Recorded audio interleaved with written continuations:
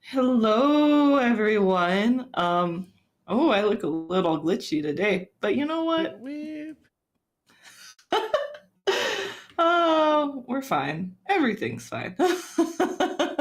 um, well, anyway, hey campers. My name is Kimmy, and I'm here with my co-host Ryan. Welcome back to Aloreing, our folklore podcast where we tell you the history and stories of different legends and lore from all around the world. Woo! And getting right into it. This is a quite change of pace because Ryan and I got so comfortable with morning recordings. So we seem a little sleepy, but you know what? We're here for a good little spooky time. Hell So yeah. starting right into it, Ryan, do you want to tell me what you found Aloreing this week or in the last 48 hours in your Yeah. case? I'm going on vacation this month, so I needed to pack all of my fall or not fall, but October into one weekend. So we did Friday the 13th tattoos. We did a Friday the 13th / Halloween party and a Ren fair all in one weekend. And whew, I'm exhausted. I need a weekend from this weekend, but it's been fun. I got like 6 little baby tattoos. What were And the ones you guys decided on? I'll post pictures of them in the Discord, but I got a whole bunch. There's just little guys Oh, all over. Little guy, that's great. little guy, little guy, little guy. We got all sorts of tattoos. Because then they're just like tiny little like $20 like flash pieces, you know. Oh, So yeah. so I went pretty ham, and then I dressed as Ken for my Halloween party. Specifically rollerblading Ken.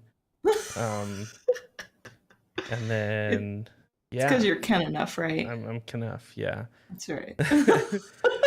And then the Ren Fair, I got to bust out the kilt, and it was a good time. So I got to play dress up like all weekend.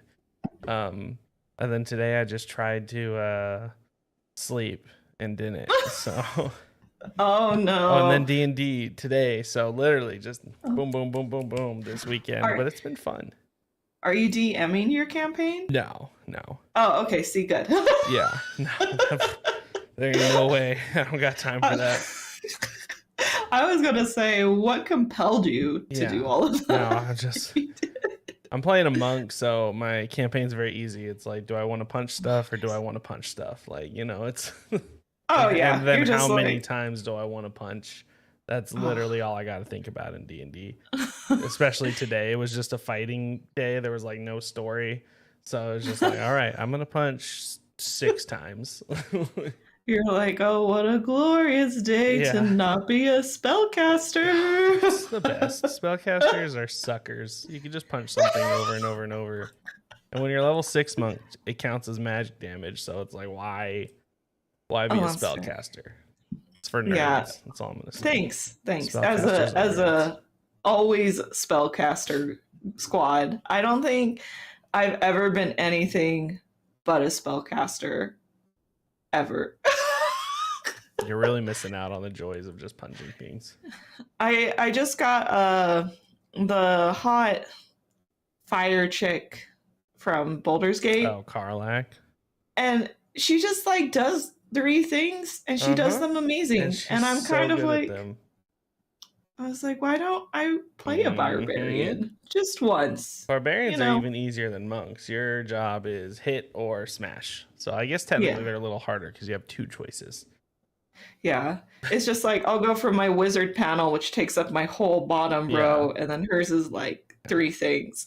Welcome back to Baldur's Gate Talk, by the way, everybody. This is now 6 episodes in a row, I think. So we will keep talking about it until I beat it. And trust me, I'm never stopping. We had, oh my God, I was laughing so hard. I think it was Kelsey from Fairy Tale Fix. Mm-hmm. She messaged me. She's like, "Okay, you guys have convinced me to buy Baldur's Gate."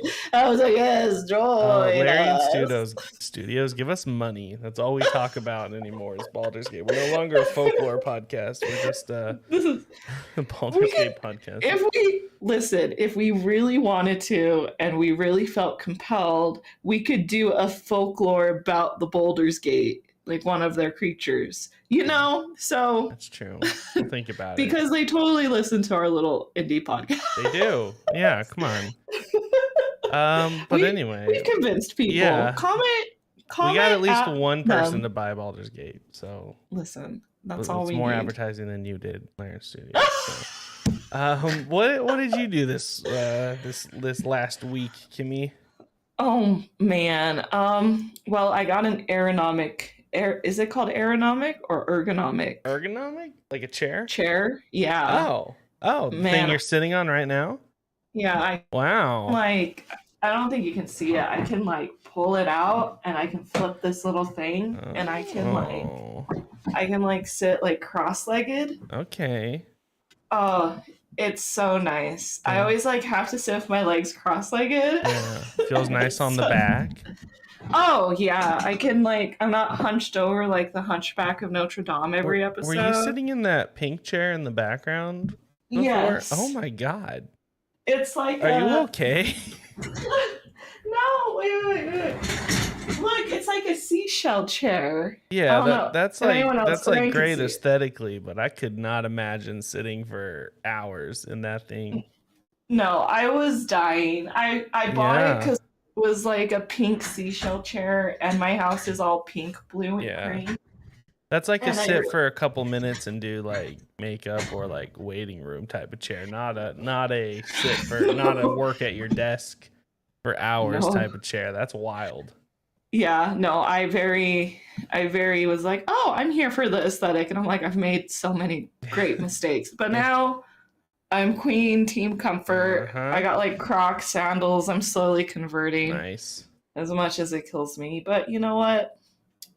Enjoy the comforts of life as you get older. Yeah, that's really it. You get an ergonomic chair if you don't, listener, because your back's dying every day. It's changed my life. So the new chair, I don't know, I've been doing yoga daily and just organizing life. I've been a little quiet on our social media because I've been preparing for the 12 days of Krampus. And oh boy, Ryan's not ready for it. So no Tim Allen this year, right? A lot of background. What? No Tim Allen this year? You'll see. The beam's dead, right? No, we're not gonna. You will see. It's gonna be 12 days of Tim Allen, and I'm every day I'm like, maybe today won't be Tim Allen, and then it will be. It's just pictures of his face on everything. Oh my god. Don't give me any ideas, Ryan. I'm not quite done with it yet, so no. I can still throw things. But yeah, just, you know what? Everything's kind of been a vibe. I'm trying to think how to help with a transition. This chair has been out of this world. Oh my goodness. Would you say it makes you smile? Oh my goodness. It makes me smile so big. Speaking of smiling, let's talk about this week's episode. There are those sweet, sweet campfire sounds. Whoop. And we're just gonna adjust Kimmy's camera again because everything's broken this week. Oh yeah. All right. What the heck are we talking about? Oh wait, no, I gotta do my poem. Everybody, stop talking. Okay. Why are you frightened? Don't be frightened. We wish you no harm, he said. We mean you no harm. We wish you only happiness. Now you do that. Now you do the what are we talking about? Ryan. I'm just smiling. Anyway, what are we talking about this week? Maybe I should put on my glasses. Give me un momento, por favor. Look at that. Man, sometimes I hate wearing glasses. Not as an aesthetic thing. I feel I look adorable. It's just like the pressure with the glasses and the headphones. Mm-hmm. Okay. Ryan's just fucking around to start the episode. It's... Okay. While Ryan's having a moment, I'm gonna...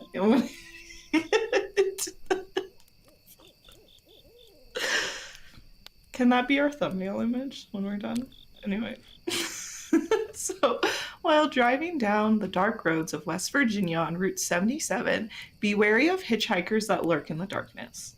Though this is a general good rule to follow, there is one known to wave people down with an eerie grin plastered on his face. Though he means no harm and seems to come in peace, his strange appearance and UFO activity is enough to leave anyone who encountered him questioning their own sanity. So this week, we will be talking about the peculiar smiling man known as Indrid Cold. For all of our beautiful audio listeners, you can head over to our website, aloreing.com, to our blog to check out this week's illustration, or you can go to our Instagram, or you can come hang out on YouTube for a minute. And there's this week's illustration. The container will make sense as we start talking about it.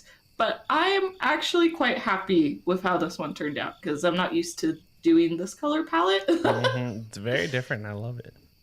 So it's very like, I don't want to say pop art, but I feel pop art is a really great way to explain it for people that aren't super deep in art history. Yeah. So it's just like bright colors and it's super fun. And I was actually pretty happy with this. So this week's extraterrestrial is known to have made a major impact in the cryptid community during the 1960s in West Virginia before fading away at the turn of the 1970s. So he was just here for a short time. Mm-hmm. And though this alien seemed to have left Earth's orbit for good, stories of him have evolved into more creepy urban legends, and tales of the Smiling Man are still told to this very day in short films and eerie indie video games. Now, what are the origins to the Smiling Man?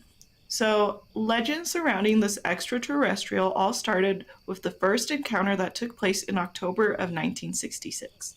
That's when two young boys saw him on the side of the road. But it wasn't until a man by the name of Derenberg would report his first-hand encounter with this entity in November of 1966, which would quickly lead to the Smiling Man phenomenon. The evening of November 1st in 1966, Derenberg had a strange encounter with a man-like alien entity on his way home from work. So Ryan's going to tell us more about this sighting, but for now, it's important to know this experience left him uneasy, and he ended up reporting the strange encounter to the Parkersburg police the following day. So this encounter was so strange, it wasn't long until word got out and the local news outlets quickly swooped in for a one-on-one TV interview. So this slide is pretty cool because it's like a screenshot of the interview, which I feel we don't get a lot of these with cryptids. So during a live television interview on WTAP, members of the state and Pittsburgh police, Wood County Airport, and the representatives from the Wright-Patterson Air Force Base in Dayton, Ohio, all got together to question Derenberg for 30 minutes about his strange encounter with the Smiling Man. I just thought this was cool, so I will put a direct link to the interview on our blog when this episode is live, just because, like, I just think it's interesting. The one I'll put a link to is it's just the still picture, but you can hear their conversation. But you could probably find the whole thing somewhere online. I didn't have time to find it, but anyway, it's pretty cool to check out. Regarding the interview for the WTAP TV in Parkersburg, West Virginia, he told Ronald Maines about his strange encounter. He described the eerie human-like appearance of this quote-unquote human that introduced himself as Indrid Cold. He described how he looked human but wasn't. He also described the creature's strange ability to communicate through telekinesis and how he disappeared into the night on what appeared to be a type of spaceship. Ooh. So this was fucking bonkers at the time, and shortly after the interview aired, multiple people came forward about their own encounters with the Smiling Man in the same location around the same time. Several even said how they saw Derenberg that day stopped on the side of the road talking to what appeared to be a strange man. It seemed that everyone was talking about Indrid Cold, and for the following month, local newspapers ran a series of stories of those who encountered the strange man. Cold was reported trying to flag down other locals on the side of the road and watching them from a distance before running off into the night. He would even revisit those he encountered only to disappear shortly after. Derensburg's family reported seeing the strange smiling man for months after the encounter before it stopped altogether. Is it possible people were just a lot happier in the 60s about people were just silent? Wow, this is gonna sound really bad, but did we just get out of a war in the 60s? I mean, Or yeah, was a war about to start? Pretty much perpetual war since, Listen, I am a beautiful example of the public education system just being an absolute failure, you guys. It's not ignorance, it's not choosing not to know, it's just, man, public education just sucks ass cheeks, like Yeah. that's all it is. There was a small little war called Vietnam going on. That's and around that time. It's just a little one. Man, I feel, I don't think we have listeners that care a super lot about it that listen to us. So I feel like our fan base is kind of staying put right now. Yeah. Anyway. If people don't understand I'm just here for hot cryptids, then they are on the wrong show. Aren't we all at the end of the day? I'm just here Ryan to see some hot MILF man action. Sorry, not MILF man, Mothman. Oh, my bad. Tomatoes. Bit of a Freudian slip there. Or is it? Anyways, it's funny you bring up Mothman. We'll get into that. So, Indrid Cold was a star, but like the fleeting fame of a child star in the 1990s, it didn't last long. Oof. As the 1960s came to a close, so did any sightings or encounters with the famous Smiling Man, and it was believed he simply returned to his home planet. You know what's funny? We'll get more into why I think he disappeared because of your Vietnam War comment, because it would make sense with it. Because he's like, and when we get to that smile point about here, so he took off. Anyway, this is what I got to talk about, because the dots start to connect. I already solved science or the church. There we go. We don't need scientists. We have Ryan and I chit-chatting, Like, that's all the proof we need. Yeah. So today, legends of him are only told in passing, and he's grown more as an urban legend icon, being seen in a collection of creepypastas or horror indie video games. So, a little bit about his origins, and now I'm going to shift to his name meaning. So, Indrid Cold is really fascinating because it's one of those very rare instances where the creature tells us what their name is. And many legends, specifically more urban ones, will refer to him as Smiling Man or Grinning Man due to the eerie smile plastered on his face. I like to refer to him as Mr. Cold because it just has a nice ring to it. Yeah. Are you telling me most cryptids don't fly off screaming their name? No. I always assumed Mothman, that's where most of the names came from. You assumed Mothman cryptids just pulled took off and went, "Ha ha! I'm the moth," and then blew off. Am I wrong? He did it in the same voice as the dude from What We Do in the Shadows. He's like, "Ha ha! I'm the Mothman." Telling me the chupacabra doesn't just say, "Hey, I'm the chupacabra," and then eat a goat. I disagree. Ryan, I'm going to shatter your world. Shit. As much as people may think cryptids say their name in the way Pokemon say their own name, I hate to tell you that's not the case. But we can dream. Yeah, I'm very sorry. I'm going to pull this episode off the rails real quick because I just completely remembered something that I intended to talk about now that we're talking about cryptids. There was a new Bigfoot sighting this last week, and phones have such good cameras, Kimmy. My phone, if a 90s NASA scientist looked at my phone today, they would be like, that's the Hubble telescope in your pocket.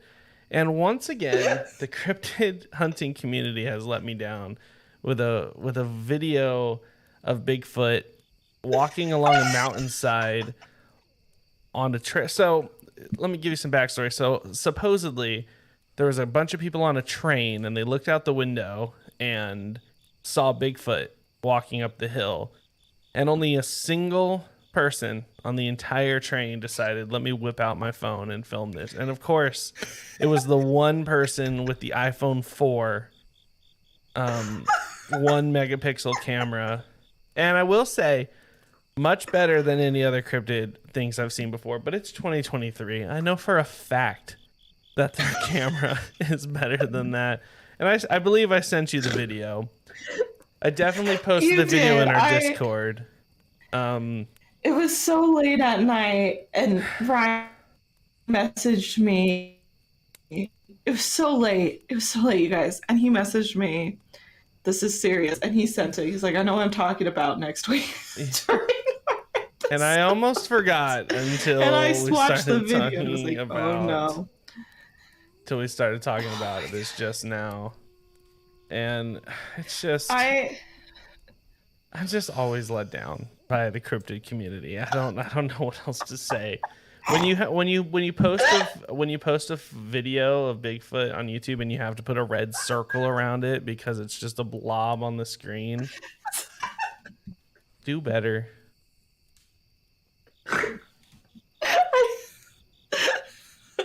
It's been so long since Ryan has had a Bigfoot camera meltdown, and how I miss them so much. So if anything, it's been I a while. encourage people to post more fake Bigfoot stuff, because listen, I need this. It's been a long week and this brings me so much joy. Ryan, you know what? I really feel you should take this opportunity to do a freelance class by Tell me where in this image there's Bigfoot. Point it out to we're me. gonna make that a meme. Because you can't. I'm gonna crop it in, and you tell me if you see Bigfoot. Where's all right? Bigfoot in the Where's Waldo font?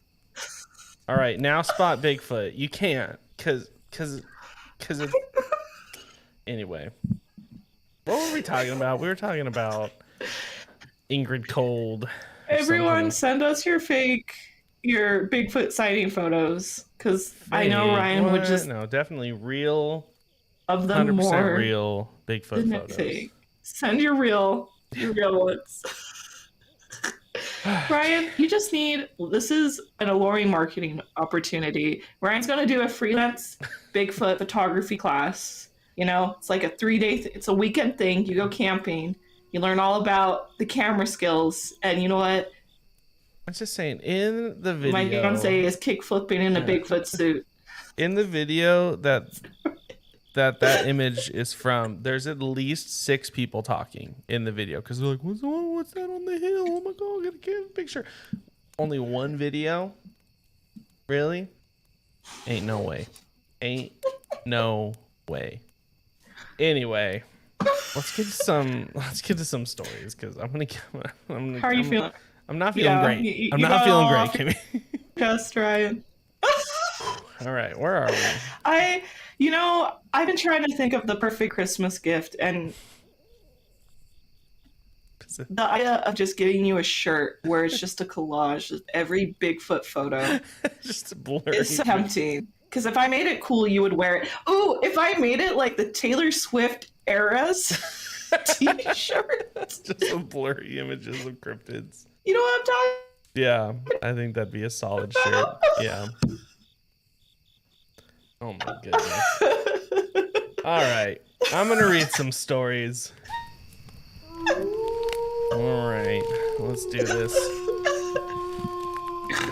So my first sighting of Mr. Cold takes place in October of 1966.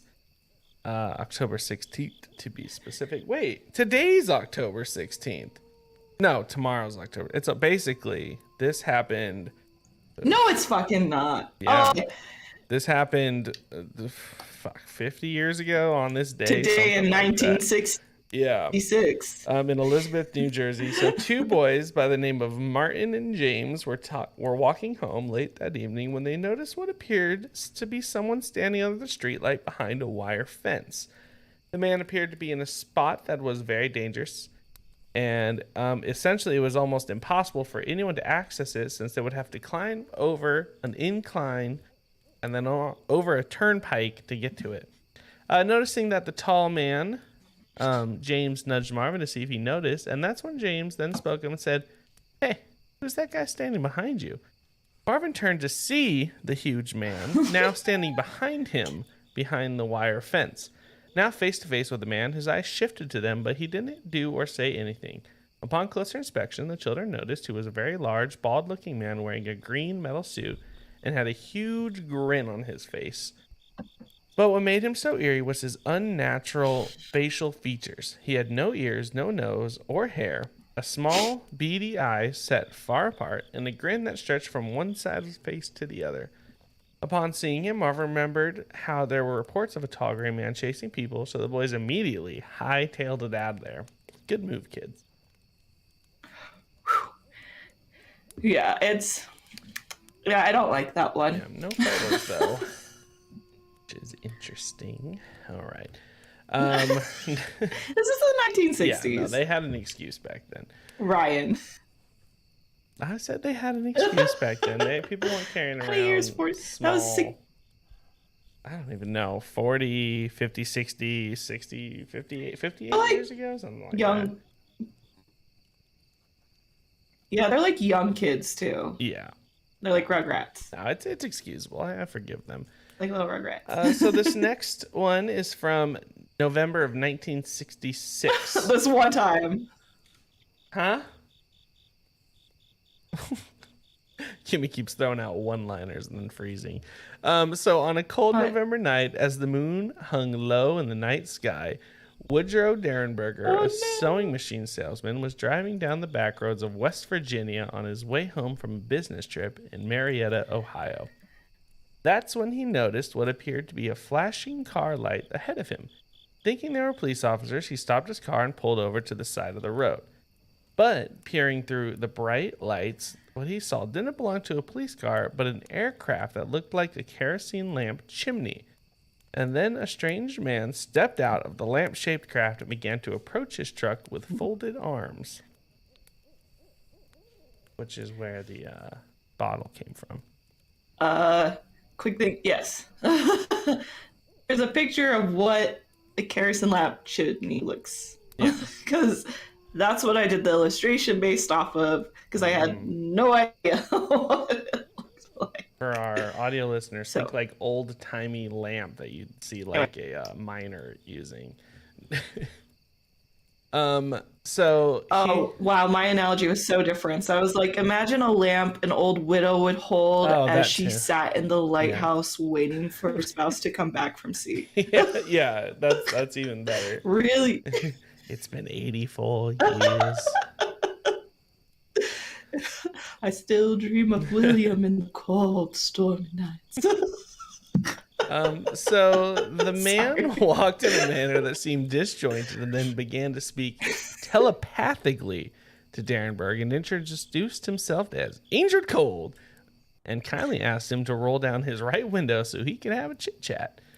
Though terrified, Derenberg complied and rolled down the window. As the man came up to the vehicle, the strange man asked what Derenberg's name was and asked, what are you frightened about, man? At that moment, Derenberg was able to piece together... not Derenberg. Indrid Cold just rolled a natural 20 on charisma, is what happened. I like to think that if Mr. Cold is an alien, he visits planets all the time, and Earth is the first time like we hadn't seen aliens. And he's like, what, you've never been visited by a man in a spaceship before? Like, come on, like... So Derenberg was able to piece together First time? Yeah, like, come on. He was able to piece together why this strange man looked so off. He had an eerie grin that did not move and a set of wide, beady eyes that never broke eye contact. Though creeped out, he mentally continued the conversation with Indrid Cold. Indrid then said, "Don't be frightened. We wish you no harm. And we mean you no harm, and we wish you only happiness." After talking to him about his home planet, why he was visiting, and how he just wanted to make friendly human contact, called it, Indrid then said how he had to go and he would visit Derenberg again. The stranger man then walked back to his spaceship and disappeared into the night. This next one takes place around the same time. Creepy first, ended great. Yeah, I mean, Mr. Cold he's just like, just because he looks creepy, it's not his fault, you know? Like, he's an alien. Like, maybe on his planet, he's like the most normal looking guy. So this next encounter takes place in 1966. Yeah, oh, sorry for the lag. Like, my internet's being a little spotty. Yeah. I see Ryan, like, hear me respond, like, 3 seconds later, and have to go back. It's all right. We're getting through it. To it, like, the audio. Oh, this is great. It's fine. Oh. So, where was I? So, 1966, Point Pleasant, Lilly family residence. So, at the time, the family had reported what they believed to be poltergeist activity in their home. They would see strange lights in shades of blue, green, red, and even changing ones in the sky around their rural home at night. Poltergeist famous for changing the weather, by the way. These lights produced no noise, and some were so low they appeared diamond-shaped when the family looked through their home's windows. The lights weren't the only strange activity on the property. Cars near the home would stall unexplainably. Kitchen cabinets and doors in their home would slam in the late hours of the night. Okay, now we're more on poltergeist. They even received phone calls to the home phone that when they picked up would just be strange, metallic, incoherent sounds on the other line. And if all that wasn't spooky enough, sometimes the family would hear the cries of a baby inside the home. Now, it's important to point out that the baby cries and slamming of cabinet doors are very poltergeisty, but everything else about this, not so much. Go watch our... we did a poltergeist episode when we were playing Phasmophobia, so it's out there.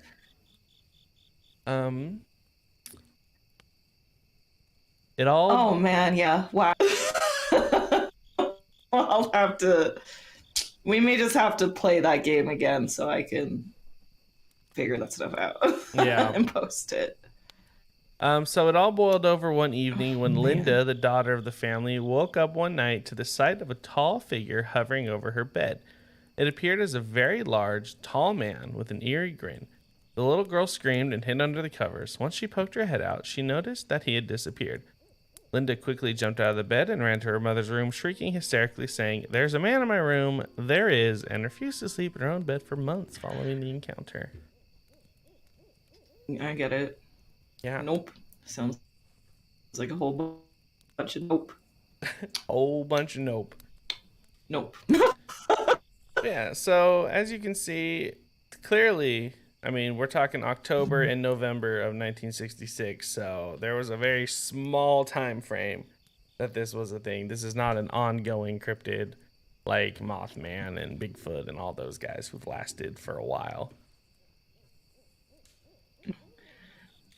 Yeah, that's it. Again, because Brian and I are having a really bad lag right now. So it feels like I'm trying to predict what he's going to say in a way right now. I think we should, since we're about to go on a commercial break, let's stop recording, and then we're going to start recording again, and we'll just cut the live stream together. So goodbye, YouTube.